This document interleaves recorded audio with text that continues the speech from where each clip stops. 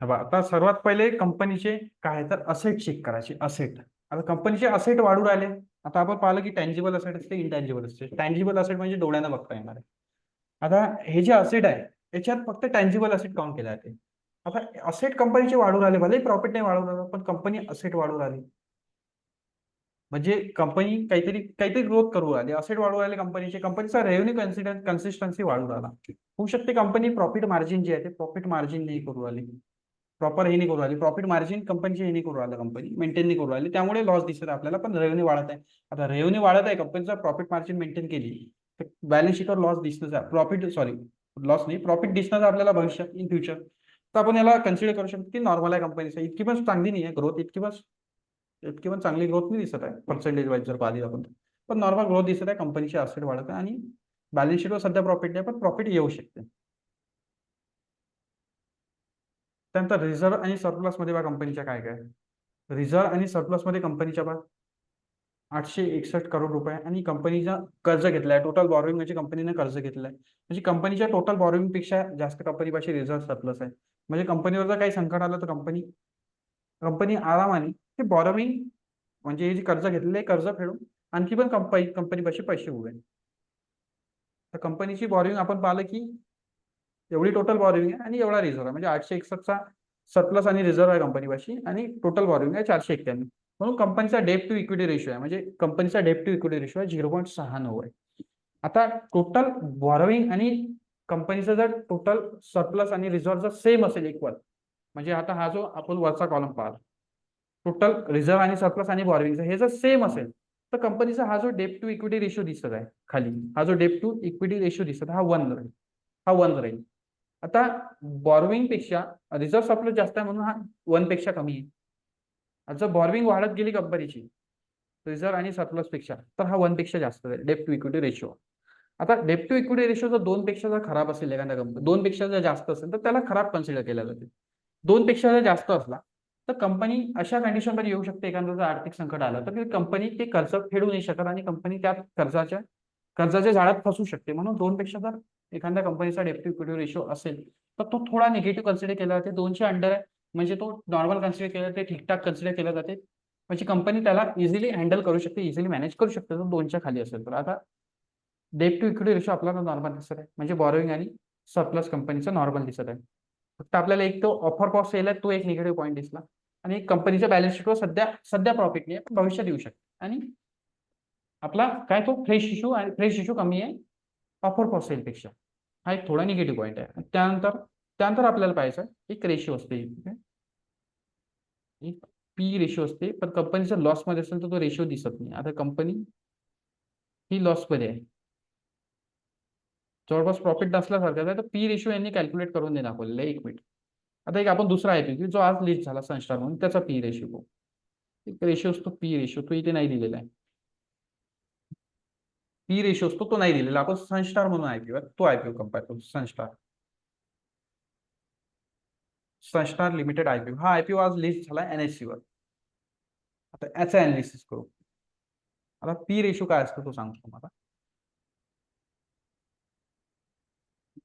आता हा सनस्टारचा आयपीओ आहे, 90 ते 95च्या मध्ये प्राइस बँड होता, म्हणजे 95ला आपण अप्लाय करणार 150चा एक लॉट होता, म्हणजे 14,200 समथिंग अमाऊंट होतात. आता याच्यात पण टोटल इश्यूज आहेत 510 करोड आहे, त्यापैकी फ्रेश इश्यू होता 397 करोड आणि ऑफर कॉल सेल होता 113 करोड. म्हणजे फ्रेश इश्यू जास्त आहे, ऑफर कॉल सेल छोटासा होता, आयपीओचा साईज पण छोटा होता, म्हणजे आपण याला पॉझिटिव्ह कन्सिडर करू शकतो, एवढं निगेटिव्ह नाही आहे. आणि त्यानंतर कंपनीच्या याच्यावर, आता याच्यात जर पाहिलं तर कंटिन्यू कंपनीचा प्रॉफिट कंटिन्यूस वाढत आहे, कंपनीचे असेट पण वाढत आहे. कंपनीचे असेट पाहता जो आपण हा ड्रग्सवाला कंपनी पाहिली, अल्कम ड्रग्स आणि फार्मास्युटिकल कंपनी पाहिली, त्यापेक्षा कंपनीचे असेट वाढत आहे, म्हणजे 2 वर्षात कंपनीने असेट डबल केले, डबल पेक्षा जास्त केले. रेव्हेन्यू पण वाढवला, रेव्हेन्यू पण 2 वर्षात डबल केला आणि प्रॉफिट आहे, प्रॉफिट 4 पट केला कंपनीने. आता हा आयपीओ एकदम चांगला होता, प्रॉफिट पण वाढला, रेव्हेन्यू सगळ्या गोष्टी वाढल्या, सगळ्या गोष्टी नॉर्मल दिसतोय. आता खाली येऊ आपण. पण खाली इथे डेप्ट टू इक्विटी रेशिओ त्याचा 0.5 आहे, कारण की 0.5 म्हणजे ह्याचं जे रिझर्व्ह आणि सरप्लस आहे त्याच्यापेक्षा अर्धीच आपल्याला बॉरोइंग दिसत आहे, म्हणजे अर्धच कर्ज घेतलेलं आहे. आता एक रेशिओ असतो, हा ईपीएस असतो आणि पी रेशिओ असतो. अर्निंग पर शेअर, ईपीएस म्हणजे असते earning per share, earning per share म्हणजे एका शेअर मागे कंपनी किती रुपये कमवत आहे, याला म्हटले जाते ईपीएस. ईपीएसचा लॉंग फॉर्म येतो अर्निंग पर शेअर, म्हणजे एका शेअर मागे कंपनी किती रुपये कमवत आहे. आता हा अर्निंग पर शेअर आहे. अर्निंग पर शेअर मधून पी रेशो काढला जातो. पी रेशो, प्राइस, पी चा रेशो, पी चा फुल फॉर्मच होतो, पी म्हणजे होतो प्राइस आणि ई म्हणजे होते अर्निंग. प्राइस आणि अर्निंगचा रेशो. आता शेअरची आयपीओ ची प्राइस किती आहे, शेअर कितीला इश्यू करत आहे, 95 ला. आता तुमच्या जर कॅल्क्युलेटर असेल तर तुम्ही कॅल्क्युलेटर करू शकता. आता मी कॅल्क्युलेटर इथे करून दाखवतो तुम्हाला. 95 प्राइस आहे शेअरची. आता आपण 95 ची प्राइस घेऊ.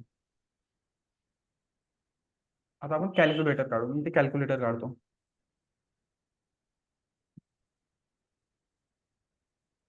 95 चा शेअर आहे. एक मिनिट.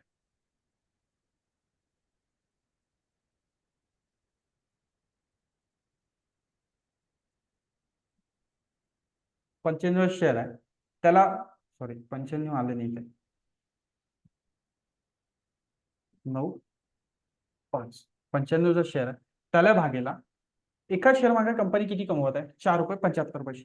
आता इथे जर मी 4.75 जर टाकले तर आन्सर बा किती येते. आन्सर आलं 20. म्हणजे कंपनीचा पी रेशो 20चा आहे, 19.98.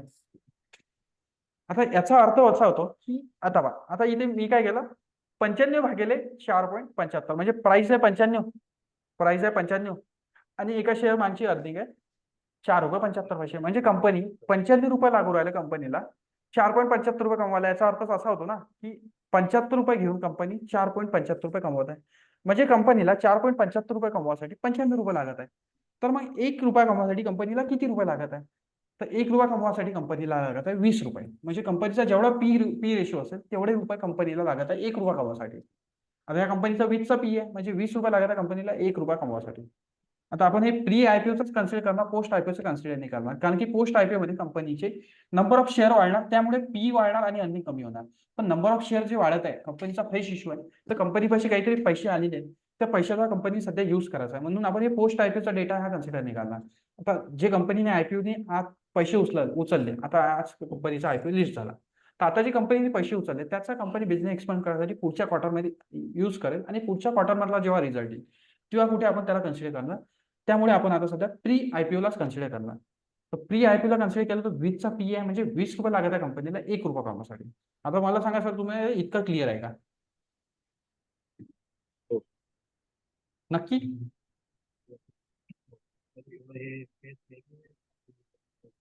सर तुमचा आवाज कोणता, आवाज एकदम हळू येतो मला. एक वेळा थोडं फेस व्हॅल्यू आणि हे अच्छा, फेस व्हॅल्यू आणि use of face value. Face value आणि काय म्हटलं तुम्ही sir? Use of face value. Use of face value. एक वेळा clear करून द्या. हा बघा, फेस व्हॅल्यू म्हणजे जेव्हा तुम्ही कंपनी रजिस्टर करता तेव्हा तुम्हाला शेअरची प्राइस सांगावी लागते. आता ते जे तुम्ही कंपनी रजिस्टर करताना शेअरची प्राइस टाकता, आता तुम्ही कंपनी रजिस्टर करताय, तुम्हाला नंबर ऑफ शेअर तर किती. एक सांगा, शेअरची प्राइस म्हणजे त्याची कॅपिटलच्या कंपनीच्या कॅपिटलवर डिपेंड असते की तू किती पण होईल. कंपनीचा जो प्रमोटर आहे, कंपनीचा जो प्रमोटर, जो कंपनी स्टार्ट करतो, कंपनीचा फाउंडर आहे, तो त्याच्या मताने किती पण टाकू शकतो. आता तुम्ही कंपनी स्टार्टअप म्हणून रजिस्टर करता, तुम्ही किती पण फेस व्हॅल्यू टाकू शकता. हो. तुम्ही 1 लाखाच्या कॅपिटलने कंपनी ओपन करत आहे, तुम्ही जर 100 रुपये फेस व्हॅल्यू टाकली तर तुम्हाला तुमचे नंबर ऑफ शेअर 1000 होतील. तुम्ही जर 1000 रुपये फेस व्हॅल्यू टाकली तर तुमचे नंबर ऑफ शेअर 100च होऊन जाईल. तुम्ही जर 10 रुपये फेस व्हॅल्यू टाकली, 10 रुपये जर तुम्ही 10 रुपये फेस व्हॅल्यू टाकली तर तुमच्या कंपनीचे नंबर ऑफ शेअर होऊन जाईल 10,000. जास्त होतं. 10 हा म्हणजे तेवढे हा, अमाऊंट तुमची तेवढीच होईल. कंपनीचं तुमचं जे मार्केट कॅप आहे, म्हणजे तुमची कंपनी, तुम्ही 1 लाख रुपये घेऊन कंपनी स्टार्ट केली, तुमची अमाऊंट जी कंपनी आहे ते 1 लाखच राहील.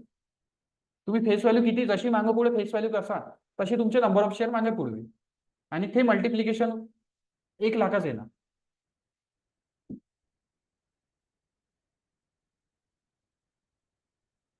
आवाज होता.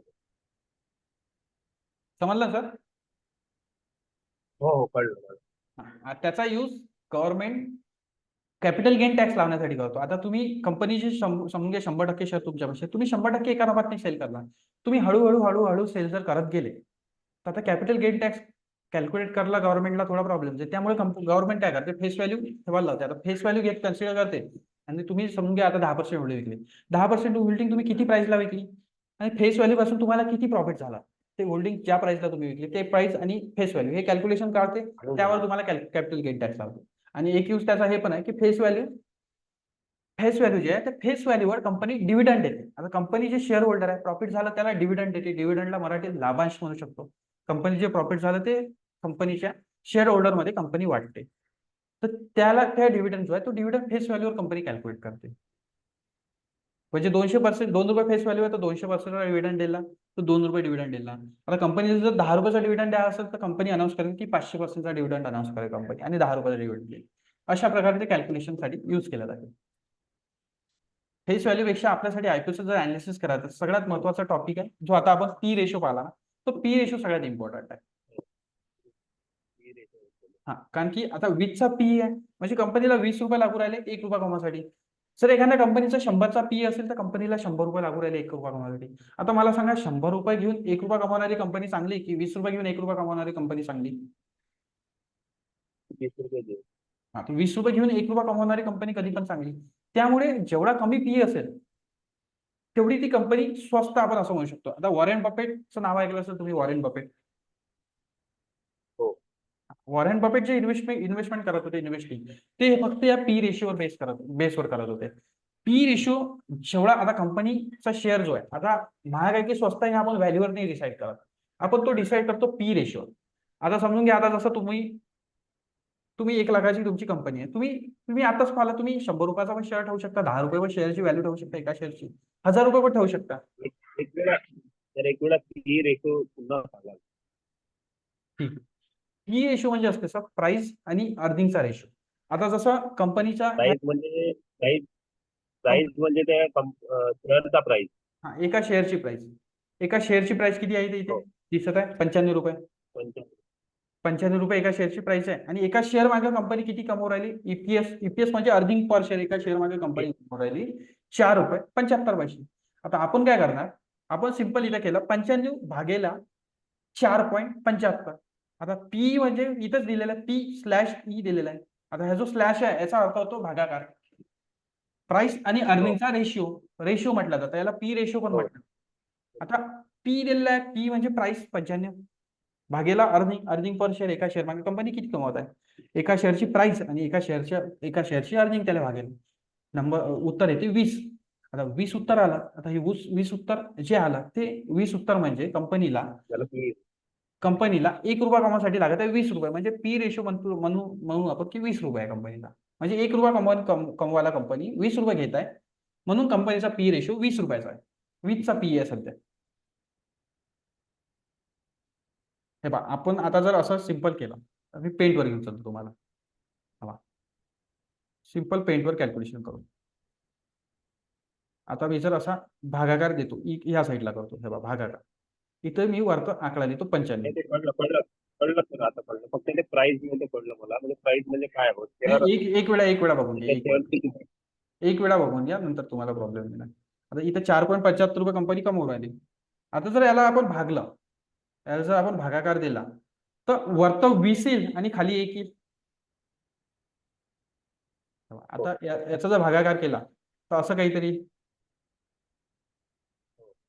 वरतं 20 येईल आणि खाली 1 येईल.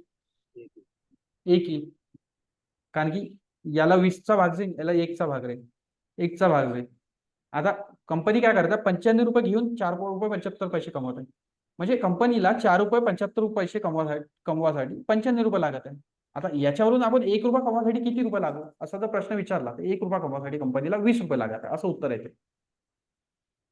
हो. असं ते उत्तर आहे. म्हणजे पी रेशो म्हणजे जेवढा कमी पी तेवढा स्टॉक स्वस्त. आता असं नाही की ₹100 स्टॉक स्वस्त आहे आणि ₹1000 स्टॉक महाग आहे. ₹1000 स्टॉकचा जर पी रेशो कमी असेल तर ₹1000 वाला स्टॉक ₹100 पेक्षा स्वस्त आहे. समजून एखादा स्टॉक ₹100 आहे, एखाद्या कंपनीचा शेअर, तर ₹100 कंपनीच्या शेअरचा पी रेशो जो समजून घ्या 30चा असेल किंवा 40चा असेल किंवा 50चा असेल, आणि एक स्टॉक आहे जो ₹1000 आहे, त्याचा पी जर रेशो 10 असेल, 12 असेल, 15चा असेल, तर तो ₹1000 शेअर स्वस्त आहे ते ₹100 शेअरपेक्षा. कशामुळे? पी रेशोमुळे. म्हणजे जेवढा कमी पी रेशो तेवढा स्टॉक स्वस्त होतो. आणि वॉरेन बफेटचा इन्व्हेस्टिंगचा स्टाईल हाच होता की कमी पी वाले रेशो वाले स्टॉक पाहायचे आणि त्या स्टॉकमध्ये इन्व्हेस्ट करायचं. त्याला म्हटलं जाते व्हॅल्यू इन्व्हेस्टिंग वॉरेन बफेटच्या भाषेमध्ये. आता पी रेशो नंतर एक आणखी असते जीएमपी. जसं आता आपण इलेक्शन झालं, इलेक्शन मध्ये जे आपले उमेदवार होते त्यांचे भाव लागत होते, ज्याला सट्टा मार्केटमध्ये आपले भाव लागत होते, तसंच आयपीओ वर पण सट्टा लागत, ज्याला ग्रे मार्केट म्हणते जाते इंग्लिशमध्ये, आणि मराठीत आपण म्हणतो, मराठी किंवा हिंदीमध्ये डब्बा बाजार म्हटलं जाते. डब्बा बाजार ऐकलं असं तुम्ही शब्द, डब्बा बाजार. अरे डब्बा बाजारमध्ये आहे की नाही, आयपीओ वर बोली लागते, बोली. आयपीओ वर बोली लागते. आता जसं हा संस्थाचा आयपीओ होता, हा आयपीओ 95 रुपयाला दिला कंपनीने, पण यावर बोली लागलेली होती. 95 रुपयाची इश्यू प्राइस होती, बोली लागलेली होती जवळपास काहीतरी 109 ची बोली दिसत आहे इथे. 119 ची दिसत आहे, 119 ची बोली दिसत आहे. तर आता इथे बोली किती वर्थ लागू राहिली याची प्राइस आहे. आता हे प्रत्येक डेटची बोली दिसत, 18 तारखेला 37 रुपये वर्थ बोली लागत होती 95च्या वर. त्यानंतर बोली कमी कमी होत गेली, कारण की मार्केट पडलं, थोडं सेंटिमेंट बिघडलं, बोली कमी झाली. इथे 22 तारखेला 30 वर आली. त्यानंतर 23 तारखेला आणखी आयपीओ बंद झाल्यावर 30 ची बोली 36 वर लागली, आणखी बोली जास्त लावली. त्यानंतर बोली आणखी कमी कमी होत गेली. आज 24 रुपयावर बोली लागली.